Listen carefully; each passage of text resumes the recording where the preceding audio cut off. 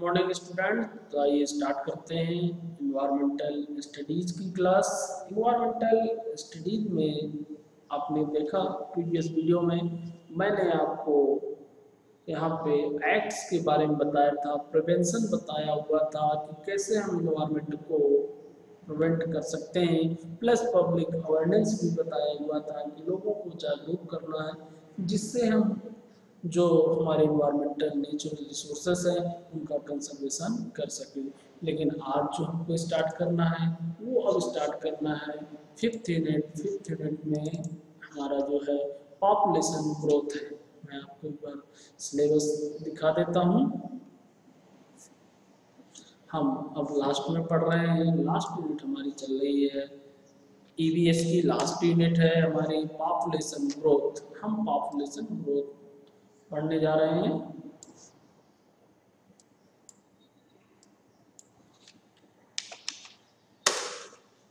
ये देखिए, human population and the environment, मतलब ह्यूमन पॉपुलेशन एंड एनवायरमेंटल ये मेन चैप्टर का नाम हुआ, यूनिट का नाम हुआ।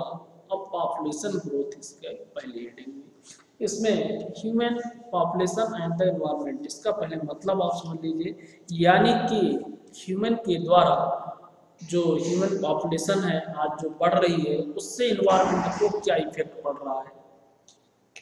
तो मुझे तो नहीं लगता ये बताने की आवश्यकता होगी, आप लोगों को समझाने की आवश्यकता होगी कि ह्यूमन पॉपुलेशन के द्वारा इन्वायरमेंट को क्या इफेक्ट पड़ रहा है। हम पूरे ईवीएस यूनिट में जो अभी तक पढ़ा यही पढ़ा कि मेन जो मेजर प्रॉब्लम है वो पॉपुलेशन ग्रोथ ही है। जैसे जैसे पॉपुलेशन बढ़ती जा रही है वैसे वैसे नेचुरल रिसोर्सों का यूज होना भी अधिक होता जा रहा है। और जब पॉपुलेशन बढ़ती है, मैंने कई एग्जांपल दिया, जब पॉपुलेशन बढ़ेगी सीधी सी बात है डिमांड बढ़ेगी। जब डिमांड बढ़ेगी तो प्रोडक्शन भी करना पड़ेगा। पहले जब डिमांड हर तरीके से बढ़ेगी, खाने पीने के आइटम भी अधिक चाहिए, हमको खेती के लिए कृषि भूमि भी अधिक चाहिए, नेचुरल रिसोर्सों का कहीं ना कहीं यूज अधिक होगा। तो इसलिए कहीं ना कहीं पॉपुलेशन ग्रोथ को हमको कंट्रोल करना होगा। तो आज हम देखते हैं इसको कैसे करते हैं और गवर्नमेंट इसमें क्या रोल कर रही है। बहुत छोटी यूनिट है ये और बहुत कम इसमें मैटर है, फिर भी मैं आपको बता रहा हूँ आज।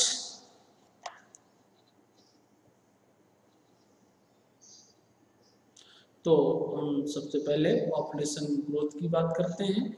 यदि हम पॉपुलेशन ग्रोथ की बात करें तो जैसा कि मालूम है हमारे यहाँ 10 वर्ष में एक बार जनगणना होती है और वो समय भी आ रहा है। इसके पहले 2001 में जनगणना हुई, फिर इसके बाद 2011 में जनगणना हुई, अब 2021 में जनगणना होना है और उसका कुछ प्रोसेस चालू भी होने वाला था, लेकिन कुछ कारणों से जो इस समय ये महामारी चली है लॉकडाउन होने के कारण उसकी प्रोसेस पोस्टपोन की गई है। लेकिन नई जनगणना आ जाएगी जिससे हमको और क्लियर हो जाएगा। मैं मानता हूँ कि कुछ तो पॉपुलेशन जो आंकड़े हैं हमारे वो कुछ गलत भी हो सकते हैं, क्योंकि हमारे यहाँ जो डेटा है वो डुप्लीकेट डेटा बहुत ज़्यादा है।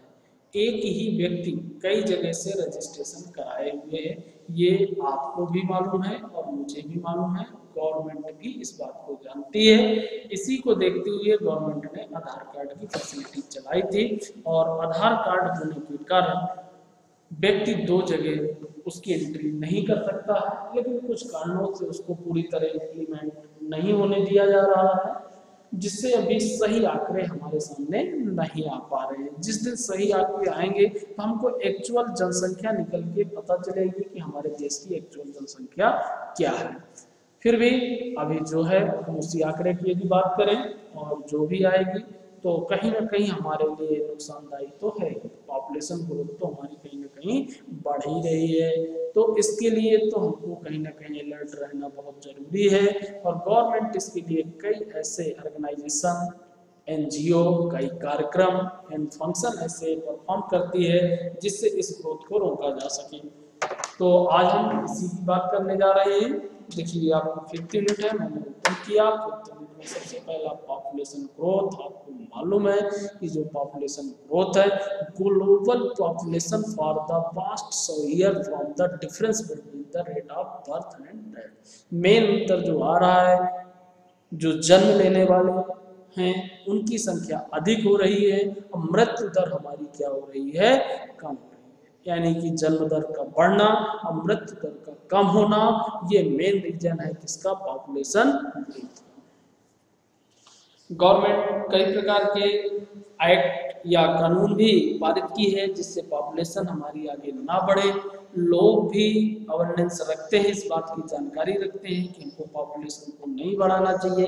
इसके लिए कई कार्यक्रम भी किए जाते हैं और कई लोग इसके लिए आवाज़ भी उठाते हैं। गवर्नमेंट के पास भी कई प्रकार के सजेशन पहुंचाते हैं कि इसमें कोई एक स्ट्रिक्ट एक्शन लिया जाना चाहिए जिससे पॉपुलेशन आज की डेट में आगे ना बढ़े।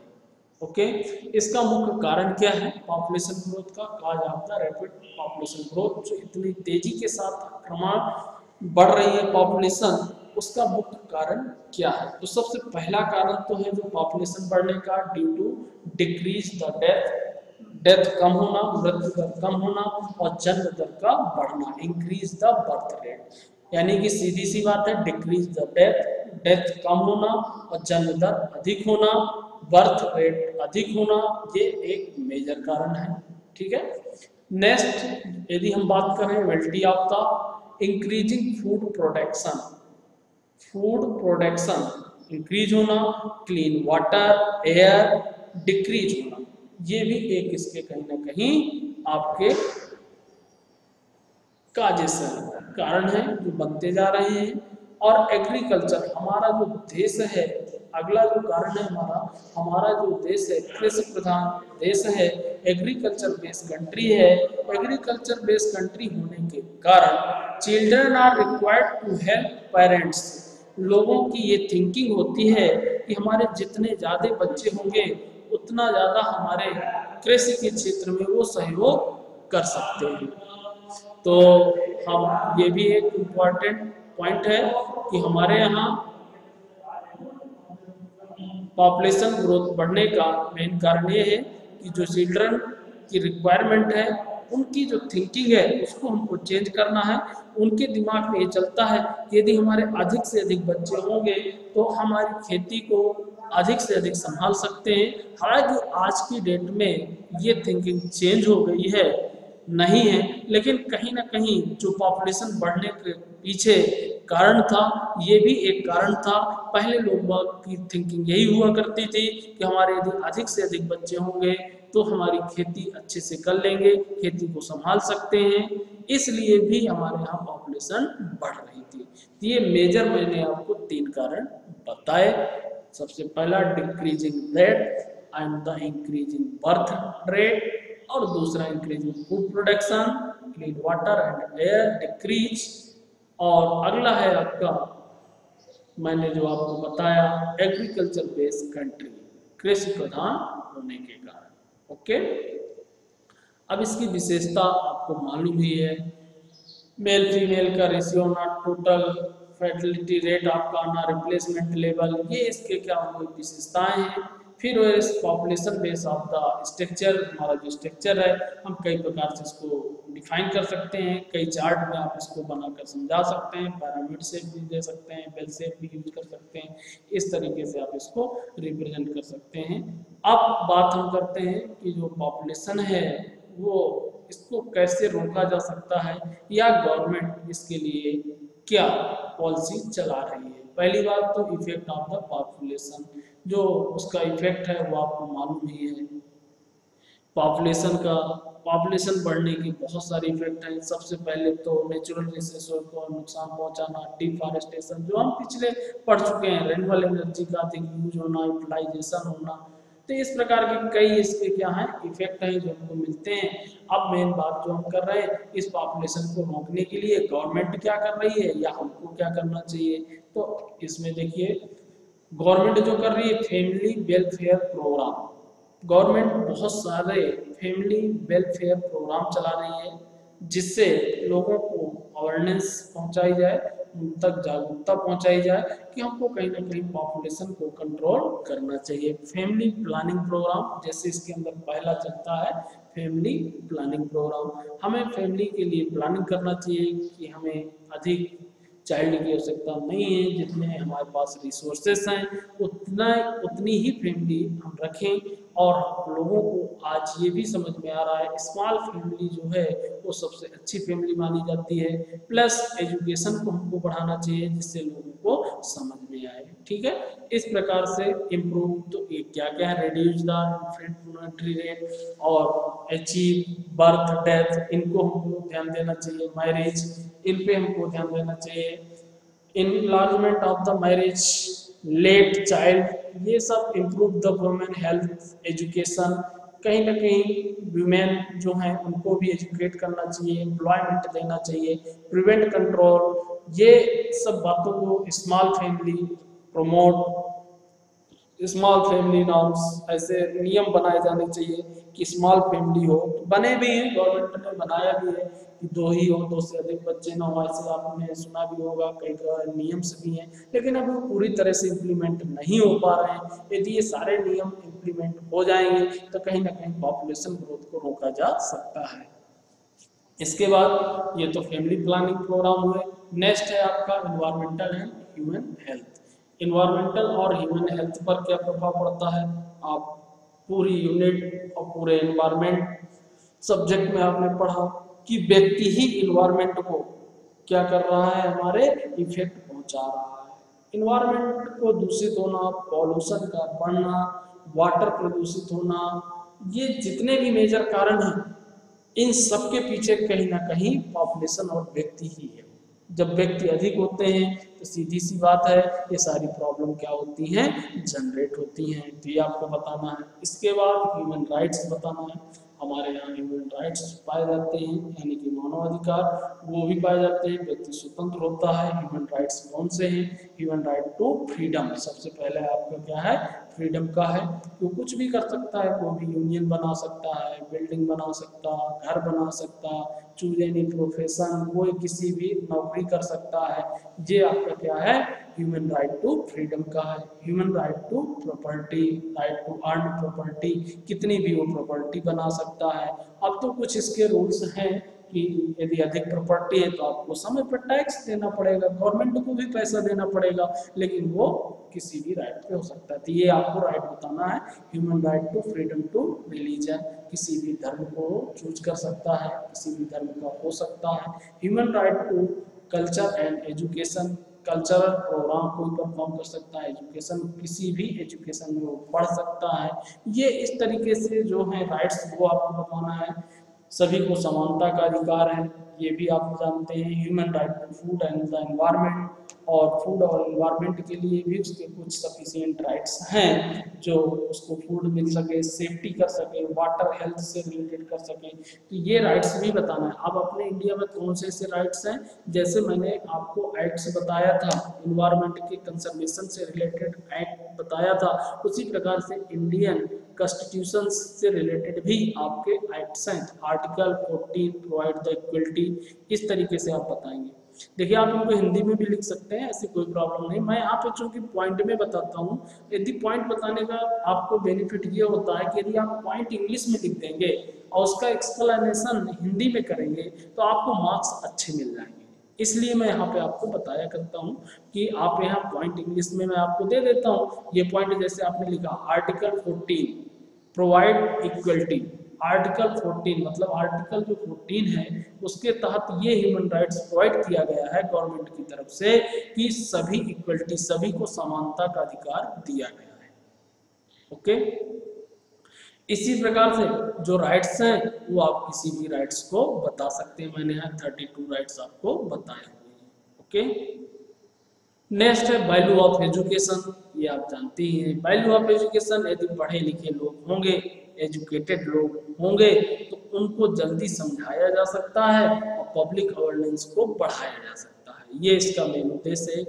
लर्निंग अबाउट द पर्टिकुलर, जो जो इसका नॉलेज ही नहीं रखते हैं उनको तो अपने काम से मतलब है, उनको समझाना मुश्किल हो जाता है। इसलिए हमको कहीं ना कहीं एजुकेशन को भी क्या करना चाहिए, बढ़ाना चाहिए। एजुकेशन जो है उसकी एक वैल्यू इम्प्रूव करना चाहिए। तो growth, improve the interior growth of the human, उसकी आपको इंक्रीज करना चाहिए एजुकेशन को। कॉन्सेप्ट इसका क्या है, कैसे हम इंक्रीज कर सकते हैं, क्या एनर्जी, और इसको हम जब लोग बाग पढ़े लिखे होंगे तो biodiversity, ecology system, natural resources, इनको जब समझेंगे वो हमको अपने इन्वायरमेंट को कैसे क्लीन करना है, कैसे सेव करना है, इन सब बातों को समझ सकते हैं। जैसा कि आपके सब्जेक्ट में इसको इंक्लूड किया गया है और आप ये सीख रहे हैं। आप इसको किस लिए सीख रहे हैं कि हम आप तक अवेयरनेस, जागरूकता फैला रहे हैं। आप सब कुछ जानते हैं, ये मैं नहीं कहता हूँ कि आपको इन्वायरमेंट नहीं मालूम है, पॉपुलेशन ग्रोथ नहीं मालूम है, लेकिन फिर भी आपको जागरूक करने के लिए इसको रखा गया है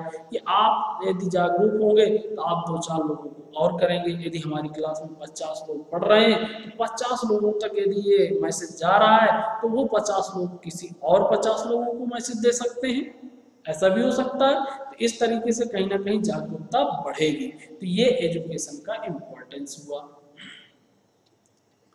तो ये आपको पढ़ लेना है। ओके, इसके बाद HIV एड्स, ये जो इसके प्रॉब्लम्स हैं जनरेट हो रही है आज के दिन में, टाइप ऑफ वैल्यू, ये भी आपको देख लेना है। यहाँ पे मैंने नोट्स प्रोवाइड कर दिया है, उसको भेज भी दूंगा आपको। नेक्स्ट जो मैं बताता हूँ वुमेन वेलफेयर, मतलब जो वुमेन्स है उनके वेलफेयर से रिलेटेड भी कई प्रोग्राम रखे गए हैं। वो कैसे हैं, उनको भी कहीं ना कहीं एजुकेशन की आवश्यकता है। प्रोवाइड एजुकेशन, उनको इम्प्रूव करना चाहिए। वोकेशनल ट्रेनिंग उनको दी जानी चाहिए जिससे वो घर में रहते हुए कुछ काम कर सकें। और जनरेट द अवेयरनेस, उनको भी कहीं ना कहीं, वुमेन्स की अब बात हो रही है, उनको भी कहीं ना कहीं हमको क्या करना चाहिए, इम्प्रूवमेंट करना चाहिए, जागरूक करना चाहिए। तो इम्प्रूव एम्प्लॉय अपॉर्चुनिटीज, और उनको नौकरी में भी रखना चाहिए। आज आप देख भी गए हैं काफ़ी कुछ इंडिया में भी चेंज हुआ है। बहुत से ऐसे लोग हैं जो वुमेन्स को एम्प्लॉय के रूप में रखते हैं। गवर्नमेंट भी 50% आरक्षण देती है और उनको सीट रिजर्व करती है जिससे उनको भी ज़्यादा से ज़्यादा एम्प्लॉयमेंट बनाया जा सके। तो इन चीज़ों को भी हमको ध्यान में रखना है। तो to aware problem to population, इस प्रकार से यदि ये सारी प्रॉब्लम हमको सॉल्व करना है पॉपुलेशन से रिलेटेड, तो कहीं ना कहीं हमको इन चीज़ों को बढ़ावा देना पड़ेगा। इसी प्रकार चाइल्ड वेलफेयर के लिए भी कुछ प्रोग्राम रखे गए हैं, उनके लिए भी कुछ राइट्स रखे गए हैं कि उनको पढ़ना चाहिए, पढ़ने पे ज़्यादा मोटिवेशन करना चाहिए, पढ़ाई पे ध्यान देना चाहिए। जब एजुकेशन पूरा हो जाए तभी आगे वर्क करना चाहिए। Ministry of human resources development MHRD भी होता है, तो ये चाइल्ड हेल्थ एजुकेशन के लिए भी यूज किए जाते हैं, ये भी आप बताएंगे। Environment delegation and child welfare भी चलता है हमारे यहाँ। कौन कौन से ऐसे बोर्ड चलते हैं, centre for the science and environment, ऐसी ये भी चलता है। इसके साथ साथ जो हमारे पॉपुलेशन ग्रोथ को रोकने में, तो रोल ऑफ इंफॉर्मेशन टेक्नोलॉजी, इसको भी आपको बताना है। Role of information technology in environment, environment में इंफॉर्मेशन टेक्नोलॉजी का क्या रोल है, ये भी मैं आपको यहाँ आपको समझाने जा रहा हूँ। हमारे इन्वायरमेंट में कहीं ना कहीं टेक्नोलॉजी का भी एक इम्पॉर्टेंट रोल है। एक इम्पॉर्टेंट रोल वो कैसा है, मैं आपको समझा दूँ। आज आप देख लेते हैं कि कल पानी बरसने वाला है कि नहीं, ये कैसे आपको पता चलता है, जानते हैं, आपको मालूम है। आप गूगल में सुन लेते हैं क्या कल का मौसम कैसा रहेगा, कल बरसात होगी कि नहीं होगी। आपको ये डेटा कैसे मिला, इसमें इम्पॉर्टेंट कौन है, इंफॉर्मेशन टेक्नोलॉजी इम्पॉर्टेंट है। क्यों, क्योंकि उस डेटाबेस में वो डेटा मेंटेन है, उसके माध्यम से आपको ये डेटा मिल रहा है। आज आप लोकेशन सर्च कर लेते हैं, सब जगह पहुंच जाते हैं, ट्रेन पे होते उसकी भी लोकेशन सर्च कर लेते हैं। ये जो भी आपको फैसिलिटी मिल रही है इसमें कौन इन्वॉल्व है, इंफॉर्मेशन टेक्नोलॉजी। तो हमारे इन्वायरमेंट को प्रोटेक्ट करने में कहीं ना कहीं किसका रोल है, इन्वायरमेंट इंफॉर्मेशन टेक्नोलॉजी का भी। देखिए इंफॉर्मेशन टेक्नोलॉजी मींस कलेक्शन, बहुत सारे डेटा का क्या है कलेक्शन। आप इंफॉर्मेशन टेक्नोलॉजी तो पढ़ ही रहे हैं, आपको मालूम ही है, इसके अंदर डेटाबेस मेंटेन किए जाते हैं और वो डेटाबेस ही तो आप एक्सेस कर रहे हैं। आज मैप देखते हैं, वो भी डेटाबेस के रूप में आप देखते हैं। जैसा कि मैंने कहा वेदर की जानकारी आप लेते हैं, वो भी कहीं ना कहीं डेटाबेस में मेंटेन होता है। तो हमारा कहीं ना कहीं आईटी इंफॉर्मेशन भी, टेक्नोलॉजी भी इन्वायरमेंट में अपना रोल रखता है। जैसे इसके बहुत सारे एप्लीकेशंस भी चलते हैं, आप ऐप्स चलाते हैं, एग्रीकल्चर से रिलेटेड बहुत सारे ऐप्स आते हैं। ये आपको बताना है कि एग्रीकल्चर की लैंड की जानकारी लेना, वाटर की जानकारी लेना, बीज की जानकारी लेना, फर्टिलाइजर खाद की जानकारी लेना, मौसम विभाग की जानकारी लेना, ये सब एयर की जानकारी लेना, ये आपको कहाँ से मिल रहा है? ऐप से, एप्लीकेशन से मिल रहा है। ये एप्लीकेशन इंफॉर्मेशन टेक्नोलॉजी से रिलेटेड बने हुए हैं। ऐसे फॉरेस्ट से रिलेटेड भी बहुत सारे एप्लीकेशन आते हैं, उनकी जानकारी आप ले सकते हैं। लैंड कवर से, वाटर रिसोर्सेज से भी बहुत सारे आते हैं। तो इस प्रकार से ये कहीं ना कहीं डेटाबेस का कलेक्शन है। डेटाबेस आप पढ़ चुके हैं, collection of inter related data on various subject, विभिन्न प्रकार के सब्जेक्टों का जो कलेक्शन है वो आपका क्या कहलाया जाता है? डेटाबेस। ओके, एप्लीकेशंस यदि हम बात करें, ministry of environment and forest, compile data, biotech, communication, ये बहुत सारे एप्लीकेशन भी हमारे चलते हैं। नेशनल मैनेजमेंट इंफॉर्मेशन सिस्टम भी है हमारे यहाँ, एनवायरमेंटल इंफॉर्मेशन सिस्टम भी है। तो ये कहीं ना कहीं हमारे जो इम्पोर्टेंट है वो किससे? आईटी टेक्नोलॉजी से है। जियोग्राफिकल इंफॉर्मेशन सिस्टम भी है, जीआईएस भी हमारे यहाँ चल रहा है, आपको मालूम है, गाड़ियों में भी लगा होता है, हम उसको गेट कर लेते हैं कहाँ पर है, कैसे जान रहे हैं। तो कहीं ना कहीं किसका रोल आ गया? इंफॉर्मेशन टेक्नोलॉजी का भी इन्वायरमेंट के साथ रोल है। तो ये भी आपको पढ़ना है इंफॉर्मेशन टेक्नोलॉजी में। और इसके साथ साथ इंफॉर्मेशन टेक्नोलॉजी ह्यूमन हेल्थ में भी आपको फाइनेंस के रूप में ना यूज कर लिया जा सकता है। इसके लिए बहुत सारे एप्लीकेशन चलते हैं। प्लस डॉक्टर भी आज की डेट में हेल्थ के लिए इंफॉर्मेशन टेक्नोलॉजी का यूज करते हैं। सर्जरी जो करते हैं वो भी कहीं ना कहीं इसका यूज करते हैं। कंप्यूटर यूज होता है, आपको मालूम है, उसको देखकर। तो इसका इम्पोर्टेंस हमारे इंफॉर्मेशन टेक्नोलॉजी का भी दिन प्रतिदिन बढ़ता जा रहा है, इन्वायरमेंट को प्रोटेक्ट करने में और प्लस सहयोग लेने के लिए। तो इस प्रकार से मैं आज आपका ये वीडियो क्लोज कर रहा हूँ और यहाँ पे आपका सिलेबस भी कंप्लीट होता है। यहाँ पे मैंने आज आपको 5th यूनिट बताया, पॉपुलेशन ग्रोथ के साथ साथ ये मैंने आपको समझाया। मैं एक बार आपको फिर से सिलेबस रिव्यू करा देता हूँ। अब मैं क्लास आपकी क्लोज कर दूंगा। इसमें जो बचा हुआ था 5th यूनिट में, आज मैंने कुछ बताया, पॉपुलेशन ग्रोथ अमंग नेशनल, कैसे अलग अलग देशों के साथ आप पॉपुलेशन ग्रोथ बता सकते हैं, मैंने यहाँ शॉर्ट में नोट्स के रूप में बताया। आप इसको पैरामिड डायग्राम बना करके या जनसंख्या को लिख करके भी आप बता सकते हैं। फैमिली वेलफेयर प्रोग्राम मैंने आपको बताया, इन्वायरमेंटल एंड ह्यूमन हेल्थ के बारे में बताया, ह्यूमन राइट्स मैंने बताया, बायो एजुकेशन बताया, HIV एड्स बताया, ह्यूमन एंड चाइल्ड वेलफेयर मैंने आपको बताया, role of information technology in environment मैं अभी बताया, केस स्टडी ये आपको कंप्लीट करना है। और मैं वीडियो क्लोज कर रहा हूँ और यहाँ पे आपका सब्जेक्ट भी कंप्लीट होता है। यदि आपको कहीं पे कोई प्रॉब्लम है तो आप मुझसे कम्युनिकेशन कर सकते हैं, मैसेज कर सकते हैं व्हाट्सएप पे, या फिर आप कॉल करके भी बता सकते हैं। कोई चैप्टर यदि छूटा है, आपको समझ में नहीं आता, तो मैं आपको एक नोट्स प्रोवाइड कर दूंगा या फिर वीडियो बना के भी आपको प्रोवाइड कर दूंगा। 2BCA 2BCom दोनों ध्यान दें। 2BCom आप लोग भी अपना सिलेबस एक बार मिला लीजिएगा। यदि आपको ऐसा कोई चैप्टर लगता है कि हमारे सिलेबस का नहीं छूटा है, क्योंकि हम 2 क्लास पढ़ा रहे थे इसमें, तो आप उसको टिक करके अपने सिलेबस को सेंड कर दीजिएगा। जो पार्ट आपको ऐसा लगे उस पार्ट का मैं वीडियो बनाकर आप तक पहुंचाऊंगा। तो आज की क्लास में ये भी क्लोज करता हूँ। ओके।